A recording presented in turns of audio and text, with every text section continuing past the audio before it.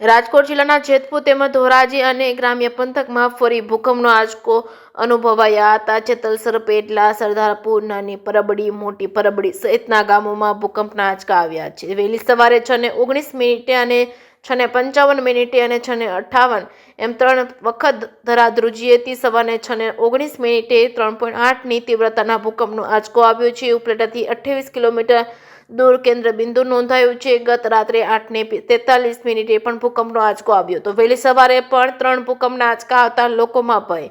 ભૂકંપનો આંચકો આવતા કોઈ જાનહાનિ નહીં।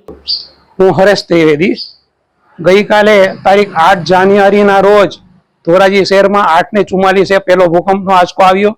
ત્યારબાદ આજે સવારે 6:20 થી અત્યાર સુધીમાં કુલ 7 ભૂકંપના આંચકાઓ જુદા જુદા સમયે આવી ગયેલ છે। ભૂકંપના આંચકાઓ વારંવાર આવવાને કારણે ઊંચા બિલ્ડિંગોમાં રહેતા લોકો તરત જ દોડીને રસ્તા ઉપર આવી જાય છે। લોકોમાં થોડીક ભયની લાગણી જોવા મળે છે। હાલાકે જોકે કાંઈ જાનહાનિ હજુ સુધી થયેલ નથી। આ ઉપરાંત ધોરાજી શહેરના કેટલીક શાળા કોલેજોમાં પણ વિદ્યાર્થીઓને રજા આપી દેવામાં આવી છે। ગઈ 26 જાન્યુઆરી 2001ના રોજ ગુજરાતમાં ભૂકંપ આવેલ। આ ભૂકંપની પ્રસંગને આજે અત્યારે જાન્યુઆરી મહિનામાં 25 વર્ષ પૂરા થઈ રહ્યા છે। ત્યારે લોકોમાં એવી વાતો થઈ રહી છે કે જાણે ભૂકંપની પણ સિલ્વર જ્યુબિલી ઉજવાઈ રહી હોય એવું લાગી રહ્યું છે।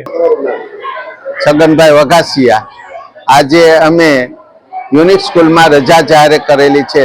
ધરતીકંપને કારણે અવારનવાર આફ્ટર શોટ આવતા હોવાથી અમોએ તથા અમારી આજુબાજુની ધોરાજીની તમામ સ્કૂલોએ રજા જાહેર કરેલી છે।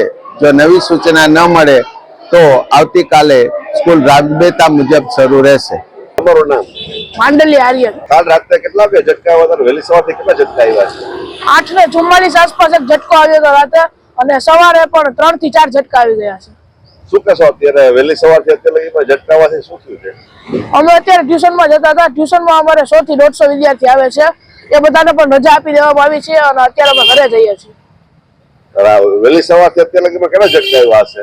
3 થી 4 ઝટકા તો આવી જ ગયા હશે।